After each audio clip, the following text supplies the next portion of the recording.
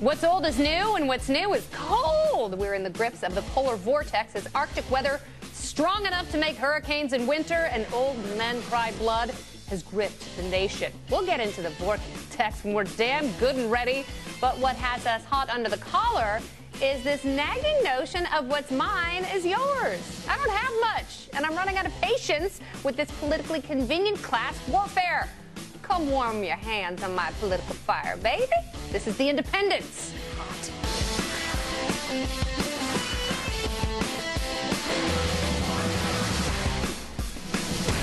Hi there, I'm Kennedy, and it's very nice to have you on a cold night. We're going to warm you up with some hot talk. I've got with me my other Independence, Reason Magazine editor-in-chief, Matt Welch. Subscribe now. It's the best magazine on earth. Also, Camille Foster joins us from Freethink Media.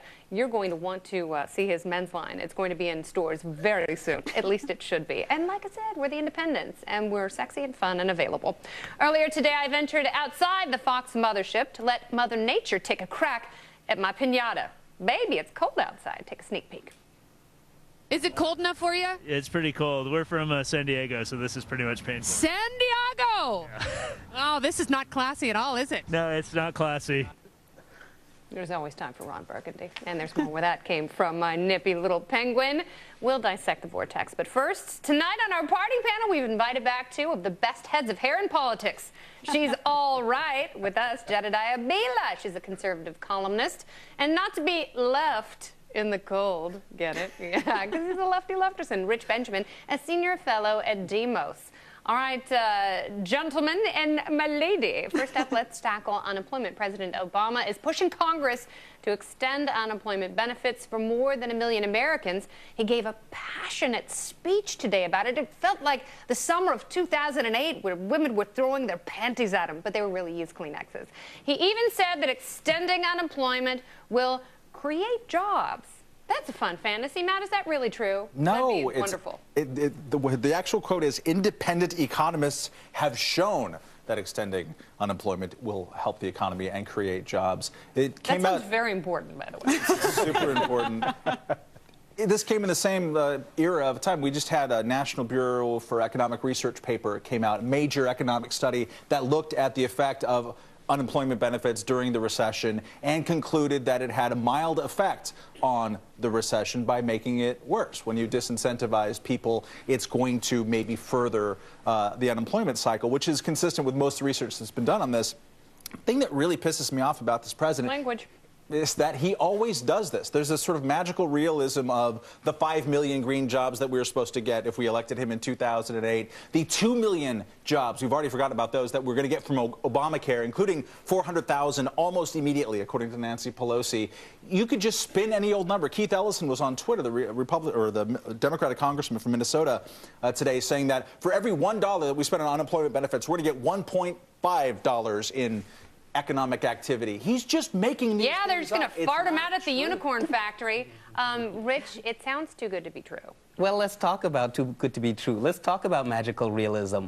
When conservatives are saying austerity and trickle-down economics are the solution to this problem, we know better. And what the president's talking about is the multiplier effect. Indeed, that if more people can have jobs, even if more people can have employment insurance, they'll spend this money on necessities, butter, eggs, milk, and it creates jobs, it creates consumers. What we need, bottom line, Kennedy, is people spending money. We need consumers. Okay, but here's the problem with the multiplier effect, because often with the Obama administration, first of all, they cite independent economists whom they don't really name, and then with the magical multiplier, they use a metric that is impossible to apply, whether they're talking about Obamacare or unemployment insurance. And it, you know, like I said to Matt, it sounds really important, but it really is kind of a farce. If all of the multiplier effects that have been promised would have taken place now, it'd be puppy dogs and rainbows. We'd all be rich right now. No, they would be gilded puppy dogs and rainbows. He's never gotten the stimulus or the recovery measures that he's asked for. He's always had to pare them down. But what he has done, but what he has done hasn't worked. It wasn't spent in the way he wanted. The incentives were not organized. Okay. That money That's was what it not. was. No multiplier when you don't spend it the way he wants. I understand. Absolutely a multiplier effect. Here's the bottom line. There is, even when you don't spend it the way he wants. They keep saying the economy is good, is good, is good, and it is good. GDP GDP is up, but it's only Let's not change for the the subject. Doug Let's not change McMillans. the subject. It's very much Let's the stick with subject. Okay, unemployment. guys, not all at Let's the stick same with time. unemployment. Don't make me scold you, my children. Unemployment benefits is about inequality. It's about skinny blue ties. Only some people are benefiting from this recovery, and the president and the You know left why that is? Okay, I'm so glad you brought that up. Because of the glad to less make you excited. obsession with quantitative easing. That's why, because rich people are getting richer. The quantitative easing, snapping up all these bonds, that was supposed to help everyone, and then the banks are going to lend, and it never happened, and that's another example of magical thinking, and it is only widened the chasm of the classes. Jedediah Bila, I point to you because you are next. Yeah, well, we wouldn't have to, if this was a real recovery, you wouldn't have to repeatedly keep extending unemployment benefits. You know why? Because a lot of these people would have jobs right now. So I think it's crazy that he's talking about this in terms of recovery. I also think it's crazy that when Republicans came forth and said, many of them said, okay, you know what? We can get on board with this. Let's just balance out this cost. Let's find a way to pay for this. Let's cut something else. Democrats still came back and said, no.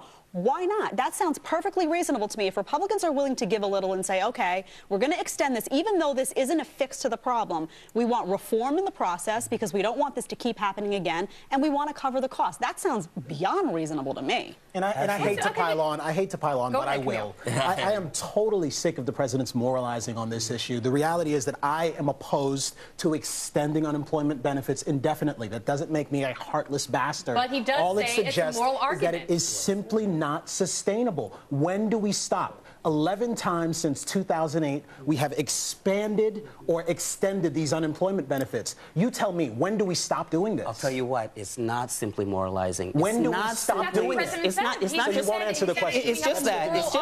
It is a moral obligation, but it's better business. And Will we you cannot answer the say this question? enough. It's not just a moral obligation. It is better But it's not better business because if it were better business, then it would have led to positive results. That's a question of degree. So far, we're and by the better way- off than we were 5 years ago. It's a question of degree. We're All the better off than we people- were all the 5 years people ago, who have left but the we're labor not force there. would I want to ask you a disagree with question. Why do we still have to call it a recovery if everything's so great?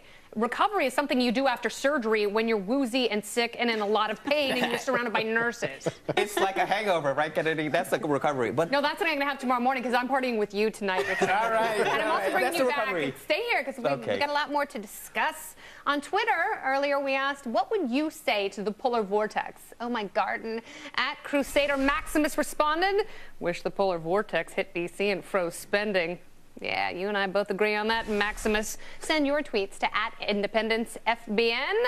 And if we're never going to survive unless we get a little crazy, then Dennis Rodman might live forever. The worm is back in North Korea, and he's taking it up the Pyongyang. Keep it here.